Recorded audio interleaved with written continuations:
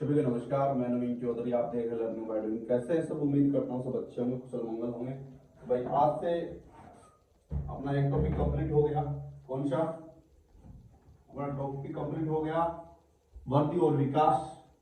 वर्दी और विकास पूरा का पूरा। आज अपन उसके कुछ इंपॉर्टेंट क्वेश्चन करेंगे जो प्रीवियस ईयर रीट में भी आए हैं, सीटेट में आए हैं उनको। तो चलिए शुरू करते हैं।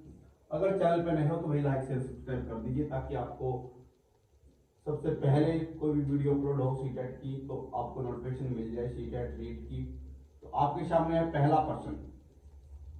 पहला प्रश्न है आपका, बाल अध्ययन का पिता किसे माना जाता है? बाल अध्ययन का पिता किसे माना जाता है? बताइए भाई, बाल अध्ययन का पिता किसे माना जाता है? विलियम वुंड को माना जाता है, पेस्टोलॉजी को माना जाता है, या फिर स्टेनली हॉल को माना जाता है, जॉन लॉक को माना जाता है? बताइए जल्दी से।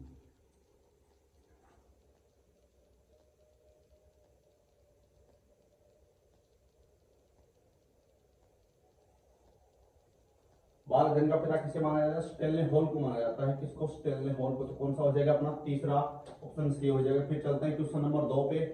बाल विकास का प्रतिपादक किसे माना जाता है? बाल विकास का वो क्या था? बाल अध्ययन था। ये क्या है? बाल विकास है। ध्यान रखें, बाल विकास। और पहले वाला प्रश्न क्या था? बाल अध्ययन का कौन था? बाल अध्ययन का था आपका स्टेनले हॉल। तो बाल विकास का आपका कौन होगा? बाल विकास का होगा आपका पेस्टोलॉजी। पेस्टोलॉजी ने 1774 में, कब? 1774 में अपने 3.5 वर्षीय बच्चे पे, कितने? 3.5 वर्षीय बच्चे पे क्या किया था? एक्सपेरिमेंट किया था। 3.5 वर्षीय बच्चे, किसका बच्चा था ये? पेस्टोलॉजी खुद का बच्चा। 1774 में इन्होंने क्या किया था? बाल विकास का प्रतिपादन किया था। ठीक है, पेस्टोलॉजी स्टेनले हॉल में बाल अध्ययन के। फिर चलते हैं नेक्स्ट क्वेश्चन। बाल विकास का सर्वप्रथम अध्ययन किसने किया? बाल विकास का, बाल अध्ययन आ गया, बाल विकास आ गया, और बाल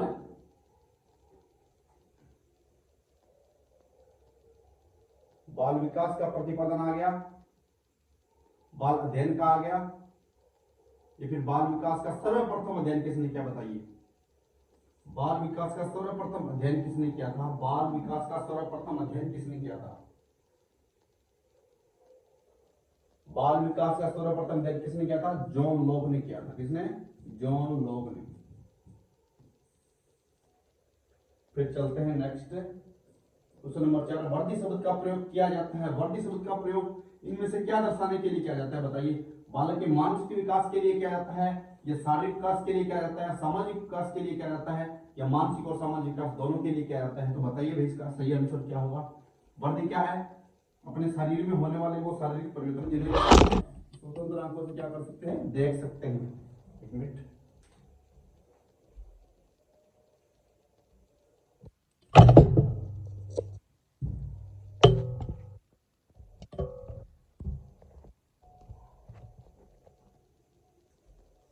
बताइए, वर्दी शब्द का प्रयोग क्यों किया जाता है? बालक के मानसिक विकास के लिए किया जाता है, शारीरिक परिवर्तन के लिए किया जाता है। वर्दी का अर्थ क्या होता है? कि शरीर में होने वाले वो शारीरिक परिवर्तन जिन्हें हम स्वतंत्र आंखों से देख सकते हैं। तो इसमें कौन सा हो जाएगा अपना? शारीरिक विकास के लिए वर्दी शब्द का प्रयोग किया जाता है। फिर चलते हैं क्वेश्चन नंबर 5। विकास का अर्थ है, बताइए किसका अर्थ आकार बढ़ने से? आकार बढ़ेगा तो आकार को हम क्या कर सकते हैं? माप सकते हैं। तो बताइए, विकास से है, वृद्धि से है, परिपक्वता से, या अधिगम से है? किसका आकार बढ़ने से है? वृद्धि का क्या है? आकार, लंबाई, वजन, इनको क्या कर सकते हैं? अपन माप सकते हैं, एक निश्चित डिजिट में हम दर्शा सकते हैं। फिर चलते हैं क्वेश्चन नंबर 6। विकास एवं वृद्धि। विकास और वृद्धि क्या है? एक दूसरे के विरोधी हैं, एक दूसरे के पूरक हैं, एक दूसरे के समान हैं? बताइए। विकास और वृद्धि एक दूसरे के समान है क्या? वृद्धि में तो क्या होता है? एक डिजिट में अपन क्या कर सकते हैं? उसे दर्शा सकते हैं। बल्कि विकास में क्या होता है? उसे एक डिजिट में हम दर्शा नहीं सकते। क्यों? क्योंकि विकास क्या होता है आपका? मनोवैज्ञानिक होता है, गुणात्मक होता है। तो बताइए, एक दूसरे के समान नहीं होंगे, एक दूसरे के विरोधी भी नहीं होंगे, एक दूसरे के क्या है? पूरक है। तो इसमें हो जाएगा आपका ऑप्शन नंबर सी। फिर चलते हैं क्वेश्चन नंबर 7। वृद्धि होती है, वृद्धि क्या होती है? मात्रात्मक होती है, गुणात्मक होती है, मात्रात्मक और गुणात्मक दोनों होती है, बताइए। तो वृद्धि क्या होगी? वृद्धि को एक मात्रा में माप सकते हैं, क्या सकते हैं? माप सकते हैं, दर्शा सकते हैं। तो वृद्धि क्या हो जाएगी? मात्रात्मक हो जाएगी। जबकि विकास होता है वो आपका मात्रात्मक और गुणात्मक दोनों होता है, इस बात का ध्यान रखें। विकास आपका मात्रात्मक और गुणात्मक दोनों होगा, जबकि वृद्धि है आपकी वो क्या होगी? वृद्धि आपकी सिर्फ मात्रात्मक होगी, ठीक है? क्या? सिर्फ मात्रात्मक होगी। फिर चलते हैं क्वेश्चन नंबर 8। विकास की विशेषता नहीं है, इनमें से कौन सी विशेषता विकास की नहीं है, बताइए। विकास जन्म से कबर तक चलता है। विकास क्या तत्पर क्रिया है? विकास तत्पर क्रिया है, कई पक्षों में होता है, यहाँ पर कई पक्षों में होता है। परिपक्वता तक चलता है। परिपक्वता तक तो क्या चलता है आपकी? परिपक्वता तक तो आप क्या चलती है भाई? वृद्धि चलती है। क्या? वृद्धि चलती है। तो जन्म से कबर तक भी हो गया, तत्पर क्रिया भी है, कई पक्षों में भी होता है, जैसे शारीरिक पक्ष, शारीरिक पक्ष, संवेगात्मक पक्ष, मानसिक पक्ष। और परिपक्वता तक क्या चलती है आपकी? वृद्धि चलती है। तो आपकी क्या हो जाएगी? डी वाला ऑप्शन आपका गलत हो जाएगा, ठीक है। फिर चलते हैं नेक्स्ट क्वेश्चन नंबर 9। कौन सा कथन सही नहीं है? ऐसे प्रश्न आपको सीटेट में ज्यादा देखने को पूछेंगे, मिलेंगे। कौन निम्न में से कौन सा सही है या कौन सा सही नहीं है? कौन सा कथन सही नहीं है, ध्यान रखिए, नहीं पूछा गया है। वृद्धि भौतिक है और विकास मनोवैज्ञानिक है। हाँ, ये तो सही है कि वृद्धि भौतिक है, जिसे हम स्वतंत्र, भौतिक क्या होता है? जिसे हम स्वतंत्र आंखों से देख सकते हैं। मनोवैज्ञानिक क्या होता है? जिनके ऊपर जांच पड़ताल करके उसका पता करा जाए, वो होता है आपका मनोवैज्ञानिक। जिसमें क्या हो, कोई ना कोई एक्सपेरिमेंट लगाना पड़े, वो होता है मनोविज्ञान। तो उसको क्या कहते हैं? मनोविज्ञान। तो विकास मनोवैज्ञानिक है, वृद्धि भौतिक है। ये तो आपका हो गया सही। आपने पूछा है गलत कौन सा है? वृद्धि का सही से मापन किया जा सकता है, सही से किया जा सकता है। आपकी हाइट अगर 6 फुट है तो सही से 6 फुट नाप सकते हैं, तो ये भी सही है। विकास गुणात्मक होता है, ये भी सही है। विकास की प्रक्रिया जन्म से ही शुरू हो जाती है, तो विकास की प्रक्रिया भाई जन्म से शुरू नहीं होती। विकास की प्रक्रिया कब से शुरू होती है? जन्म पूर्व। जन्म पूर्व, जब बच्चा मां के पेट में होता है, जब माता का अंडाणु और पिता का शुक्राणु जब निषेचन की क्रिया करते हैं, डिंब का निर्माण कर लेते हैं। जब माता का अंडाणु और पिता का शुक्राणु मिलकर जब निषेचन की क्रिया के द्वारा डिंब का निर्माण होता है, जो अंडे आकार का युक्त होता है, तब से क्या होता है? पहले दिन से ही उसका क्या हो जाता है? बच्चे का डेवलपमेंट होना शुरू हो जाता है, मानव शिशु का डेवलपमेंट होना शुरू हो जाता है। तो विकास की प्रक्रिया जन्म पूर्व से चलती रहती है। तो जब तक वो इंसान जिंदा रहता है मां के जन्म लेने के बाद, तब तक क्या होती है? आपकी विकास की प्रक्रिया चलती रहेगी। तो इसमें क्या हो जाएगा? अपना डी गलत हो जाएगा। फिर चलते हैं नेक्स्ट।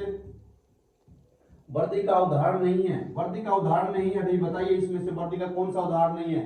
6 माह के बालक के दांतों का निकलना, हाँ जी ये वृद्धि का उदाहरण है। कौन सा? ये वृद्धि का उदाहरण है। 6 माह के बालक के दांतों का निकलना वृद्धि का उदाहरण है, 100% है।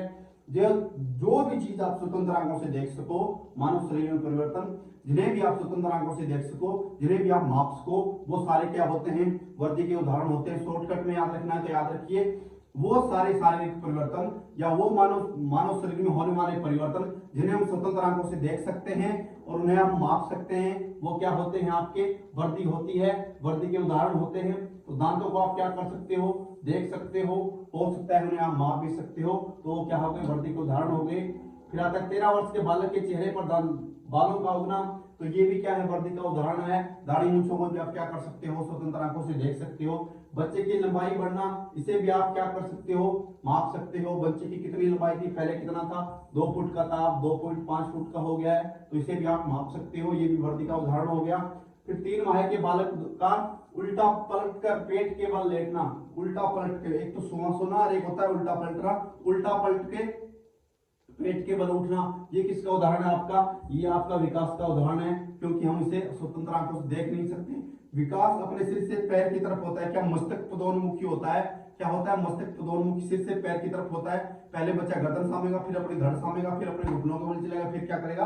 पैदल चलेगा। तो विकास होता है कैसे? सिर से पैर की तरफ, केंद्र से बाह्य की तरफ। विकास सिर से पैर की तरफ, केंद्र से बाह्य की तरफ होता है।